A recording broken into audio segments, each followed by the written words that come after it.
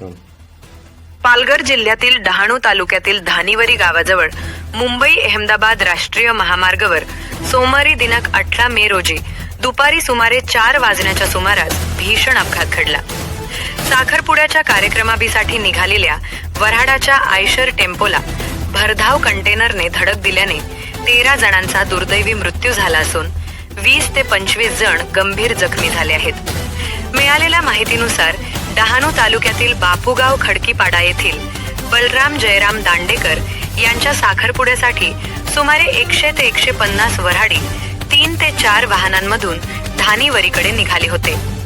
त्यापैकी वऱ्हाड्यांनी भरलेला Eicher tempo चुकीच्या मार्गाने म्हणजे रॉंग साईडने जात असल्याची प्राथमिक माहिती समोर आली आहे. याच वेळी समोरून येणाऱ्या भरधाव कंटेनरने टेम्पोला जोरदार धडक दिली. धडकेनंतर कंटेनरचा पुढील भाग टेम्पोवर कोसळला आणि दोन्ही वाहने रस्त्यावर उलटली. अपघात इतका भीषण होता की 12 ते 13 जणांचा जागीच मृत्यू झाला, तर एका दुचाकी स्वाराचाही या अपघातात बळी गेला.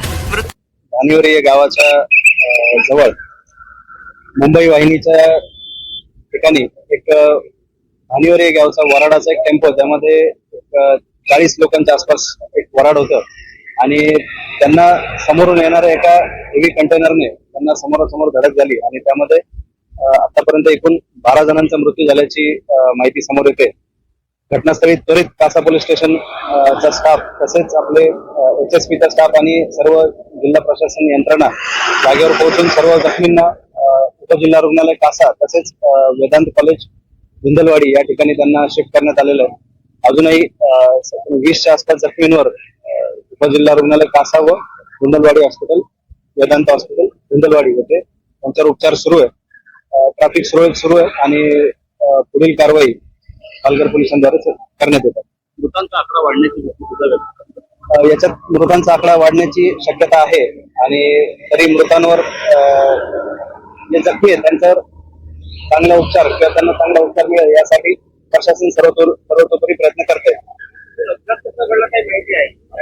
प्रथमदर्शनी अशी माहिती की जी काही वराडाचा जो काही टेम्पो होता त्यामध्ये हे रॉंग साईडने चाललेले असल्यामुळे प्रथमदर्शनी तर अपघाताचं कारण ते दिसतंय की त्यांनी 1 किलोमीटर समोरून युटर्न मारून आपल्या गावाकडे वळण्यासाठी त्यांना रेग्युलर रस्ता असताना त्यांनी शॉर्टकट म्हणून थोडासा युटर्न वाचवायच्या दरम्यान त्यांनी रॉंग साईडने घेतल्यामुळे त्यातून कुठेतरी हा अपघात झाल्याचं प्रथमदर्शनी दिसतंय, पण तपासामध्ये पुढील बाबी समोर येतील. आणि लहान मुलांचाही समावेश असल्याने परिसरात हळहळ व्यक्त होत आहे.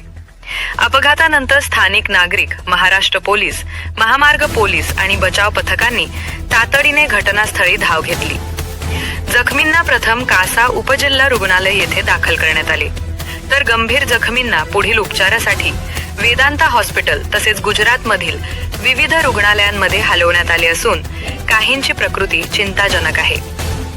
या भीषण दुर्घटनेनंतर महाराष्ट्र शासनाने मृतांच्या वारसांना प्रत्येकी 5 लाख रुपयांची मदत जाहीर केली आहे. या अपघातामुळे मुंबई अहमदाबाद महामार्गावर काही काळ वाहतूक ठप्प झाली होती. अपघाताचे नेमके कारण शोधण्यासाठी पोलीस तपास सुरू असून संपूर्ण पालघर जिल्ह्यावर शोककळा पसरली आहे. दुर्दैवी अशी घटना या मुंबई अहमदाबाद रोडवर आलेली आहे. साखरपुड्याला जे वराड येत होतं त्यांचा भीषण अपघात कंटेनर आणि टेम्पो यांच्यामध्ये झालेला आहे. आता मी कासा अरेस्टला जाऊन आलो की साधारणतः 11 हे दुर्दैवी मृत झालेले आहेत आणि साधारणतः 16 जण जखमी अवस्थेतील धुंदलवाडी या हॉस्पिटलला ट्रान्सफर केले गेले, तिथे त्यांची ट्रीटमेंट सुरू झालेली आहे. या घटनेची माहिती मिळताच मी आमचे जिल्हाध्यक्ष आम्ही स्वतः इथे आलोय, त्याची पाहणी करतोय आणि त्वरित उपाययोजना कशा होतील त्याचा आम्ही आढावा घेण्याचा प्रयत्न करतोय. इथे माननीय पोलीस देशमुख साहेब सुद्धा आलेले आहेत. ज्या रुग्णांना धुंदलवाडीचे हॉस्पिटलला पाठवलेले आहे त्यांना सुद्धा ट्रीटमेंट सुरू झालेली आहे. याची लागलीच सूचना हे माननीय मुख्यमंत्री साहेबांना दिली गेलेली आहे. माननीय पालकमंत्री साहेब यांना सुद्धा दिले गेलेले, ते स्वतः इथे यायला निघालेले आहेत आणि प्रदेशाध्यक्ष आमदार माननीय रवींद्र चव्हाण साहेब यांना सुद्धा सूचना दिली गेलेली आहे.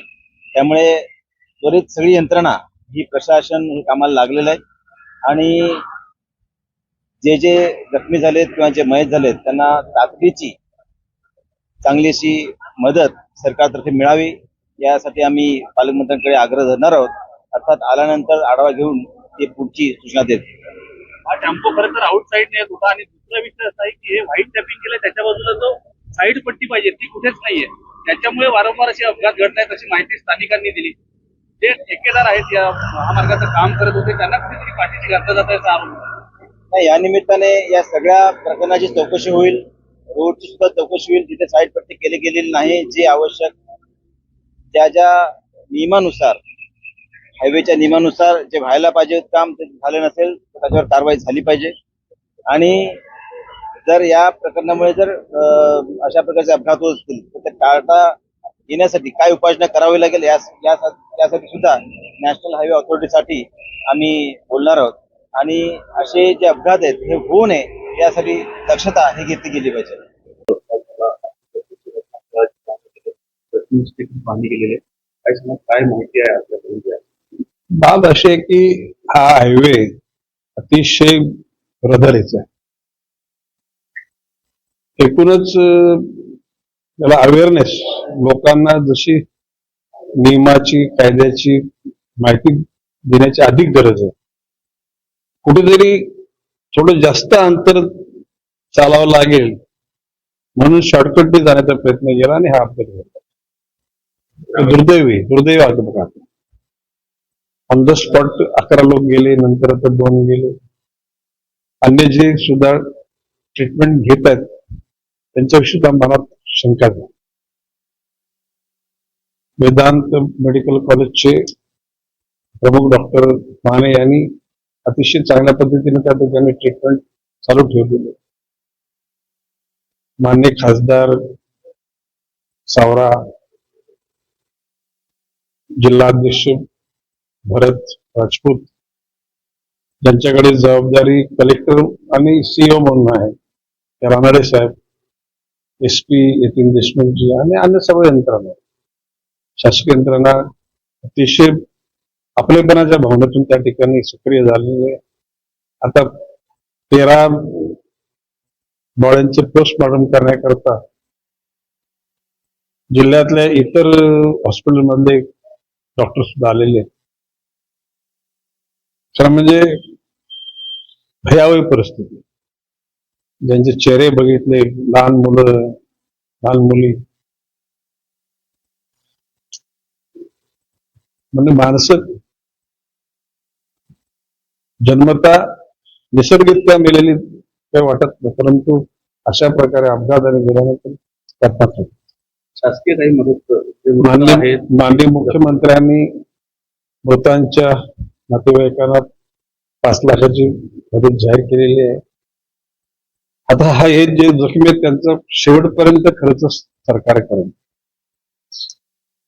आणि हे बरे झाल्यानंतर सुद्धा त्यांची देखभाल शासनाच्या वतीने केली जाईल.